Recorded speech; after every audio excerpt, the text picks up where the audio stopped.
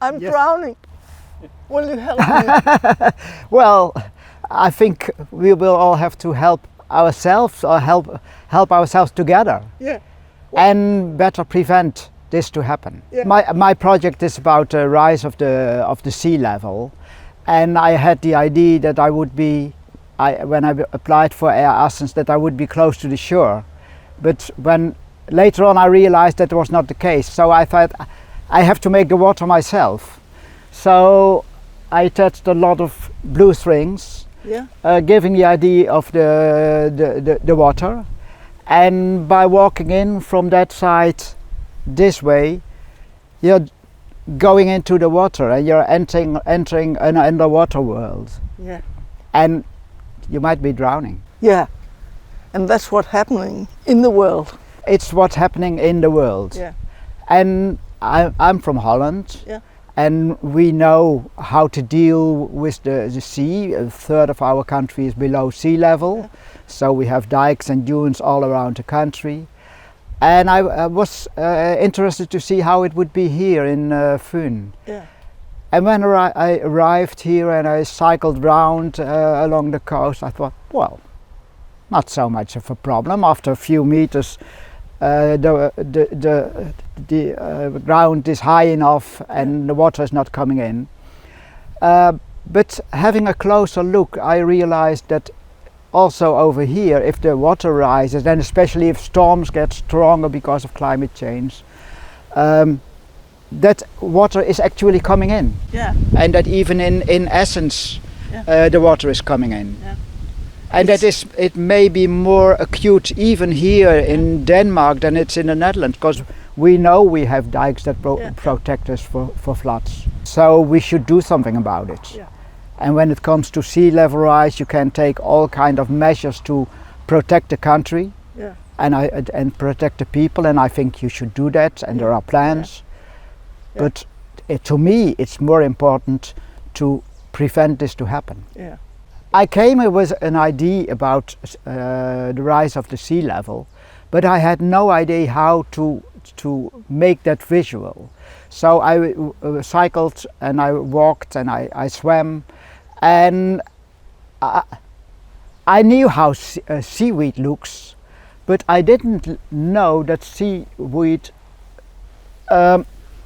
is growing on stones like this, and it's so firmly attached to it. I was really impressed, Yeah. because it's such a small point where it is, and you can hardly pull it off. Yeah. So I was really impressed by that. Yeah. And it made me, I love to go into nature and to see and be surprised and to be marveled by what nature is. Yeah. So I took this and I A took lot of them. more seaweed, just to show it over here. And I didn't know what to do with it, but then I often make installations in trees. Yeah. So I thought I must be doing that here. Yeah. So I hang them in the trees, Yeah. and I hope that people will look at it and be marveled by the beauties of nature. I started with the real thing, Yeah. and then I thought, what am I going to do next? And I have been inspired by the seaweed, and I made similar structures from paper, carton, and from rope. Yeah. And I'll make some others to extend this, to make it a larger installation, and have a transition from the real natural thing to man-made things. Okay. Yeah. But it's all natural material. Yeah. I know when I make this kind of installations that people go into it, and then you're getting the atmosphere. Yeah. And that's a nice thing. Yeah. Not for me. I'm drowning. You see. Yes, you're drowning. This is about balance, and balance is so important. It's important that we maintain the balance in nature, and that we maintain the balance between man and nature. So apart from that, it's nice to look at, I think. I always like mobiles, and I like it when they move. Yeah. I am experimenting with this kind of mobiles. Yeah. And the idea is it should be in balance. And it can be difficult to be in balance. Yeah. I think I made this one a bit too difficult because it has been fallen down already a bit of the time. But we should be, as humans, we should be in balance with nature. Okay. So we should maintain the balance, and to maintain the balance we might have to bend forwards, or if we if we lean backwards, we will fall. Yeah. So we have to maintain the balance with nature. Okay. I see. That's the idea. Yeah. And this is very explicit, and I hope after this week that I will make other works. Okay. We lost. We lost. I hope after this week I will make other works that are not so explicit, Yeah. but in which it's more abstract. I see more blue strings. Yes, and blue strings mean water. Yeah. And at present the water is like this. Yeah. I made three different situations. I think here at Fyn we can say that if the water will rise, that the most of the land is still above the water. Yeah.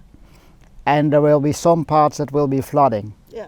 And you should protect them, you should do something about it. It's important.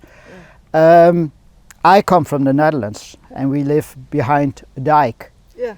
If the water will rise, and it will take a long time because our dikes are strong, but they're made for 40 centimeters sea level rise. Yeah. If it rises up to a meter, they will have to be made higher. Yeah. And there's a limit to that. So it might happen that the water comes like this. Yeah. A third of the country will be in the water.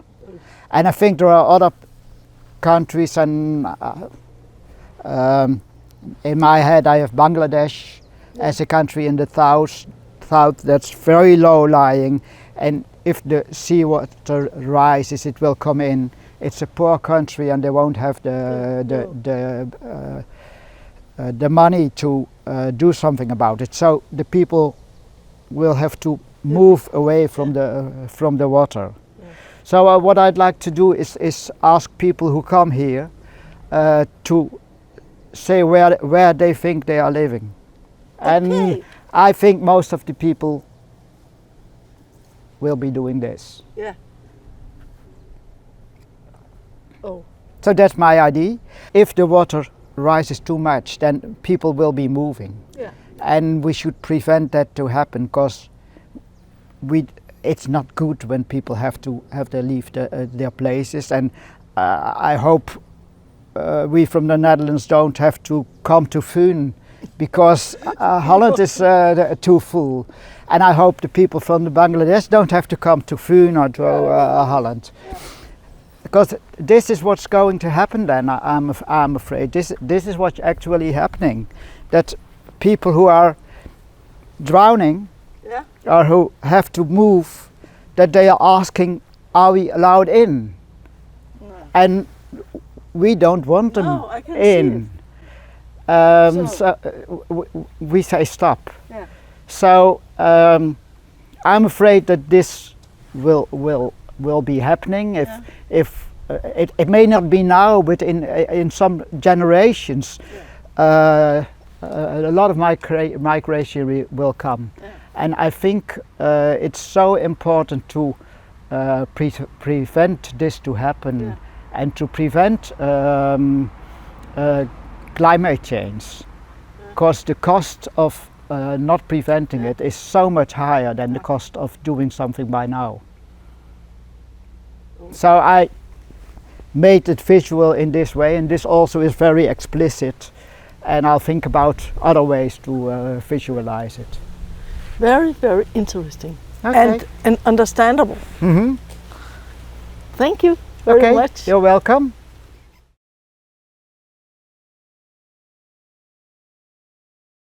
Nu har vi så fundet en kunstner mere herude på pladsen, og det er Haninga, der kommer fra Tyskland. Mm-hmm. Ja. Og hun står foran 5 Bilder. Also, willst du uns bitte erklären, was du hier gemacht hast? Gut. Ich habe mich beworben für diese Residenz, weil das Thema, der Zustand unserer Erde, mich sehr bewegt und es passt auch in meine sonstige Arbeit. Ja. Also ich arbeite gerne mit Themen wie ein Field Investigator. Also ich mache sehr viel Research und das passte perfekt für mich. Ja. Und gerade die Biene, das ist mein Protagonist, die Biene. Die ist nach dem Schwein und dem Ochsen das wichtigste Tier für den Menschen. Tatsächlich, ja. Weil schon Albert Einstein hat gesagt, wenn die Biene stirbt, stirbt auch der Mensch. Weil die Biene bestäubt alles. Ja. Und die ist so wichtig und die ist bedroht. Ja. Die steht auf der roten Liste, die ist bedroht aus vielerlei Gründen. Weil viele Pestizide verwendet werden in der Landwirtschaft und eigentlich hauptsächlich. Also gut, manches wird durch den Wind bestäubt, aber die meiste Arbeit tut die Biene. Und die ist mir sehr wichtig. Ja, in deinem Herzen, die ist auch ein Sympathieträger, weil jeder Mensch mag Bienen. Ja, irgendwie. Das ist wahr. Deine erste Malereien? Sagt man Malereien? Ja, kann man sagen, ja. Kann man das? Ja, das kann man schon so sagen. Also das sind die sogenannten Rähmchen, die in dem Bienenstock eingesetzt werden. Ja. So. Ja. Und diese kleinen Drähte, die da drin sind dafür, dass die Bienen angeregt werden, auch selbst zu bauen. Ja. Also es gibt ja diese Wabenplatten auch, aber die Bienen sollen das ja selber machen. Und die machen das auch. Ja. Und die haben dann irgendwo in dem Stock auch ihre Königin und so. Also das ist ein richtiger Staat, diese Bienen, die haben einen richtigen Staat. Gut, und diese Motive, das sind Bienenflügel durch ein Mikroskop gesehen. Wenn man die Biene normalerweise sieht, denkt man, die Flügel durchsichtig, gar nichts weiter. Aber wenn du durchs Mikroskop guckst, dann siehst du plötzlich Farben, diese Farben und diese Muster. Und das ist unglaublich. Ja. Ich finde, das ist hat so eine kreative Aussage. Ja. Das ist so gut.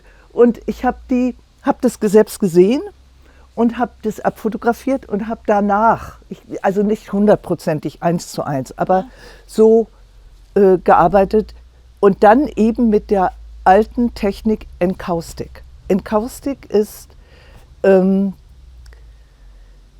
Technik, die schon die Römer und die Griechen benutzt haben in ganz frühen Zeiten. Die haben Wachs erstmal benutzt, um ihre Boote dicht zu machen. Ja. Und dann haben sie angefangen, damit zu malen. Ja. Also das Wachs da sind Pigmente drin, farbige Pigmente. Und dann wird es mit einem das sieht aus wie ein kleines Bügeleisen. Das ist ein Eisen, was heiß wird. Ja. Und da tut man die Farbe drauf, also das Wachs mit dem Pigment. Und dann bringt man das auf den Untergrund und drückt es ein. Und es wird eingebrannt im Grunde. So, das ist Wachs? Das ist Wachs. Mit Farbe dran? Ja. Also die Farbe ist im Wachs schon drin. Ja. Und dann natürlich helfe ich ein bisschen nach, indem ich dann dunkle Streifen noch mache oder sowas. Aber das ist eben diese uralte Technik. Ach so. Und ich dachte, das passt genau. Wir müssen weiter. Gut. Das sind alte Ziegelsteine, Bricks. Ja. Die gibt es gar nicht mehr mit dieser Form, mit dieser Höhlung. Nein. Und die habe ich mit Wachs ausgegossen. Ja. Und mit verschiedenen Dingen, die ich hier gefunden habe, verbunden. Ja, das habe ich mitgebracht. Das ist also im Moment, glaube ich, ganz typisch für unsere Welt. Ja, du musst erklären. Dieses Durcheinander, was im Moment auf der Welt herrscht. Das ist ein Durcheinander. Das ist ein Durcheinander, ein totales Durcheinander. Ja. In der Mitte ist die Welt so klein und drumherum ist alles so groß, verworren, drunter und drüber und nicht in Ordnung. Nein. Ganz wild alles. Und diese? Das habe ich natürlich ausgesucht, das ist noch nicht fertig. Weil diese Form, Ja, jetzt sehe ich die hat, genau, das ist die Wabenform, die Form von der Wabe, von der Bienenwabe. Ja. Und ich dachte, ich mache daraus mal was Großes und tue da rein mit Wachs überzogenes Papier. Ja. Das kann alles sein. Das können Blumen sein, die Bienen anfliegen, ja, die gut sind für die Bienen. Oder es können auch die Bienen selbst sein, die dahin fliegen. Ja. Da müssen noch mehr, da muss noch mehr drauf. Das ist noch nicht fertig. Aber das ist Du arbeitest damit. Ja, genau, ich arbeite daran. Was ist das? Das ist Ortstermin. Also direkt der Termin hier. Also die Gläser sind mit Wachs überzogen oben. Und ich habe das sind alles Sachen, die ich hier gefunden habe. Ja, okay. Verschiedene Sachen, die ich da reingetan habe. Das ist das. Alle mögliche. Alles Mögliche, was ich gefunden habe. Ich bin viel unterwegs gewesen hier Ja. und habe mich einfach mal auf eine Wiese gesetzt. Ja. Einfach um zu sehen, was ist da los? Ja. Kommen da Bienen oder sind es weniger oder sind es mehr? Ich habe viele Frösche gesehen. Ich stelle mir vor, ein Bild. Das ist der ganze Flügel in seiner Ja, das ist ein Struktur. Flügel. Ja, das ist ein Das sehe Bienenflügel. ich. Das ist Wachs und das ist Wabenwachs. Ja. Und das ist auch, also vielleicht kennt man hier in Dänemark auch Bienenhotel. Ja. Das ist ein übertragenes Bienenhotel. Eine Biene würde da nicht reingehen, weil die Löcher zu groß sind. Ja. Es sei denn, es ist eine ganz große Biene und das glaube ich nicht, dass es die gibt. Nein. Es gibt kleine Bienen, die sind so groß wie 2 Millimeter nur. Ja. Aber das wäre, und das ist nicht weich genug für die Bienen, das ist zu rau. Aber das ist übertragen im Grunde genommen. Ja. Dann gehen wir mal ins Haus. Haninga, was hast du hier gemacht? Diese Holzkästen werden genannt Futtertaschen. Also die sind hohl, da ist eine Öffnung drin und da tut der Imker das Futter für die Bienen rein. Im Winter müssen die was bekommen, wenn keine Blumen da sind, die sie benutzen können. Und meistens ist das Zucker. Ja. Und der wird damit reingefüllt und den holen sich die Bienen aus diesen Taschen. Die werden mit eingehängt in den Stock und sie holen sich das dann daraus. Ich habe diese alten Kästen bekommen von einem Imker und habe dann gedacht, was machst du damit? Dass irgendwas Schönes wird kommen. Ich habe die hierher gebracht und plötzlich wusste ich genau, was ich machen muss damit. Ich habe diese wunderbar geformten und in verschiedenen Farben, die sind nicht behandelt, die Stöcke, gefunden. Ich gehe in den Wald, ich gucke, was liegt da, was ist schön geformt, was kann ich benutzen. Und dann habe ich das nacheinander da reingetan. Von außen habe ich so kleine Zeichen noch mit eingefügt, die also so ein bisschen den Bienenflug imitieren sollen oder darstellen sollen. So kleine Zeichen. Das ist ein Teil, also ein Stück und hängt dann nachher, die Wand wäre hier. Würde das so raushängen. Ja, gut. Und hier ist auch wieder, ich hatte noch welche von diesen Bricks übrig, von diesen Ziegelsteinen und das ist auch wieder, hier ist überall Wachs verwendet. Das hier, Moment, ich habe doch hier, das ist die Bienenwabe, die schon da ist, wo die manchmal auch mit reingetan wird in den Stock, damit die Biene sieht, was sie machen soll. Eigentlich weiß sie das schon, aber manchmal wird ein bisschen nachgeholfen. Ja. Steine, die ich hier gefunden habe, die ich interessant fand. Ja. Und mit Wachs umkleidet. Ja. Also ich arbeite wirklich gerne mit Wachs, das habe ich festgestellt, seit ich hier bin. Ja, ja. Ich habe da vorher nicht so den Fokus drauf gehabt, aber seit ich hier bin, doch, das hat sich entwickelt. Vielen Dank, dass du uns diese Dinge erklären möchtest. Sehr gerne. Ja. Sehr.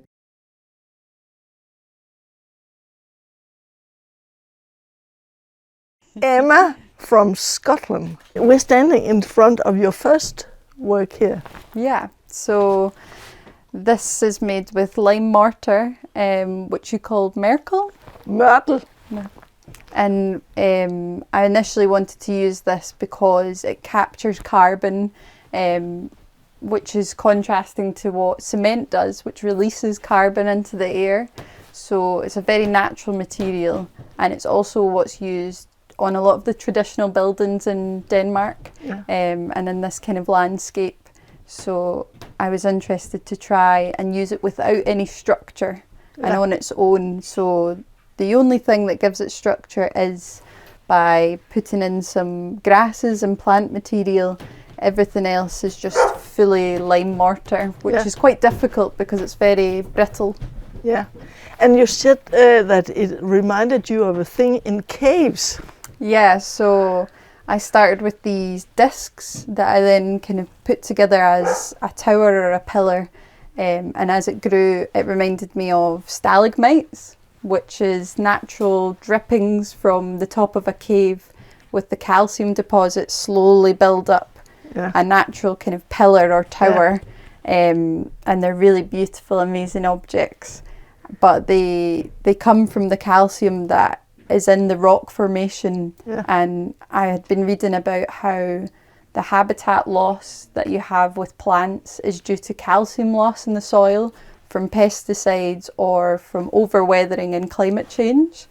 So it brought together a few ideas just by luck and by crossing over paths, which is something that I look for a lot when I'm making work, for things to naturally make sense together. So that's why I brought in some of the eggshells, which also reminded me of giving an offering to nature. So it became a monument of nature that nature had made itself, almost like it had just risen up from the soil, and then these offerings had been given, maybe by the birds or maybe by humanity.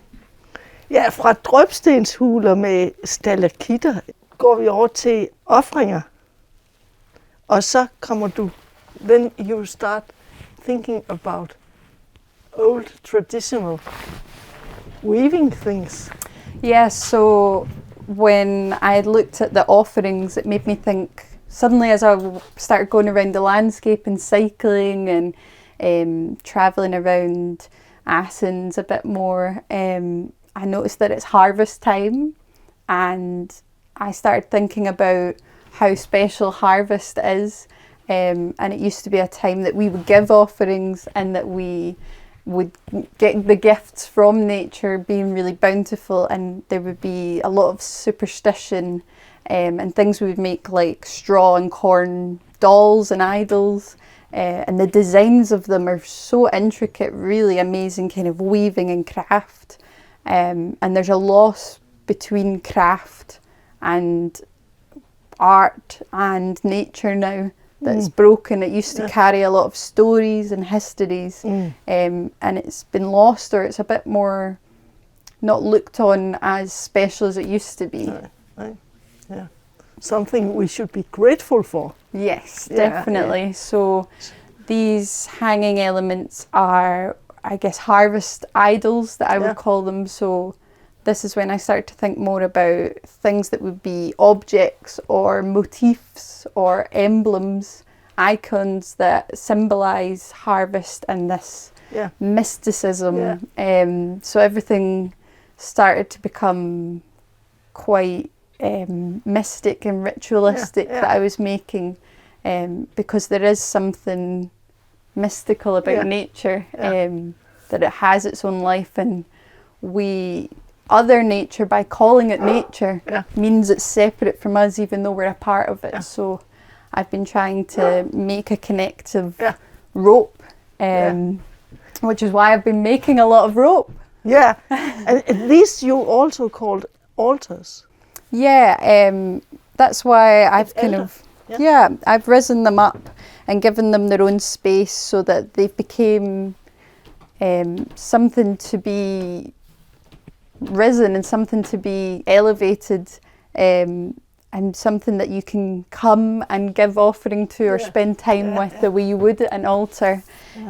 So this small lime mortar object here, maybe you would put a candle in there, and that would be something to come and spend time thinking in nature. And everything I've been doing is more about slowing down, and spending time and thinking about that connection. You used a lot of time making this one. Yeah, so this one's been a real passion for me making this one, and I'm planning to make a couple more with different designs. So I can't even remember how many meters of rope, a lot of rope from the grass just around the sawmill and around the local farms. The grass that's been kind of left long but now has been cut down. So I was lucky to gather it when I did. And weaving it together to make rope, which I'd never done before, so it was really a nice process to sit and think about while I was twisting and weaving together, that I was adding in these new fibres and also these new thoughts. So it was bringing me and nature closer together, which I then threaded through to create this design from one of my many visits to the Flax Museum, my new favourite museum. And this reminded me of, they have, after they've processed the flax fibres and before they spin them into thread, they make these knots to create a wreath that stores the flax for spinning, because you harvest it this time of year, but then you would spin it at a later time, so it keeps it together and keeps it intact and preserves the flax. And that wreath shape, you know, a wreath is really, it's an emblem that you would have at a lot of rituals at times of year, summer solstice or Christmas, but it's also something that could be put around, like a crown around a head or around a tree. And it looks quite a lot like a portal, which is what I'm trying to reopen, that harvest portal that connects us back to nature. And I think it's been a really good image to use. You have been doing something else here.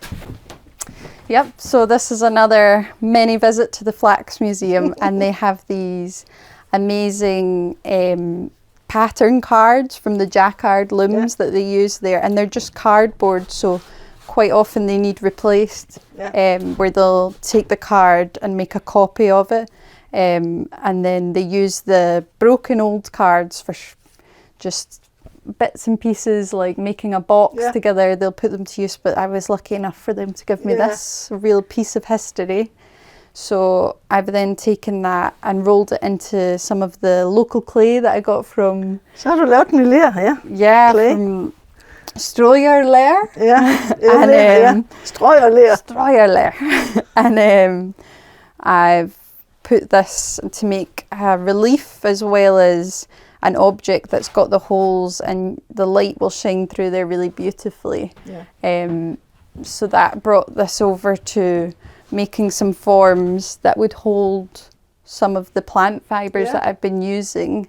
And it reminded me of this really beautiful Japanese flower arranging called ikebana, which has a lot of rules, and it's very, very meditative. So another slowing down pace of nature. And then I also made some panels and reliefs. So these are impressions made with some of the rope that I've made, and some more relief parts that just resembled the kind of feeling that I got from the fibres and using them.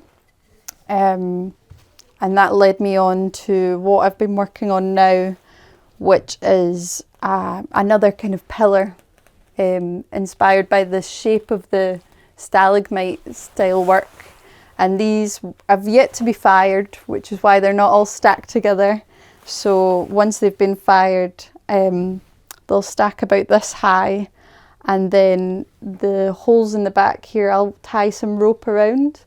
And I've spoken with the Flax Museum, and possibly we might do something together where they might take this on after I leave, and it can act as almost like a reef for plants. So rather than under the ocean, we can make reefs for coral and oysters to grow on. This would be a reef for nature to reclaim, and maybe flax could come through these holes and weave itself through its own patterns, which I think would be something nice to give it some more structure. They're beautiful, these. Thank you. Yeah, I've really enjoyed working with this, and the knowledge of the guides at the Flax Museum has been incredible. I think it's a friendship that I'll always have. I've also been making some new rope to make some more of the wooden weaving pieces and some grass baskets. There's a great basket maker at the Flax Museum, Kirsten, and she has been giving me some advice and sending me some images of her coiled baskets that she uses more processed fibres and threads for, and I've been trying to see what that's like to use green, fresh material and picking small amounts from different areas, different types of grasses, rushes, sedges, and seeing what the landscape can offer me so that I can make offerings to it. Yeah, you do. You do with your art. Yeah. Thank you very much. Thank you.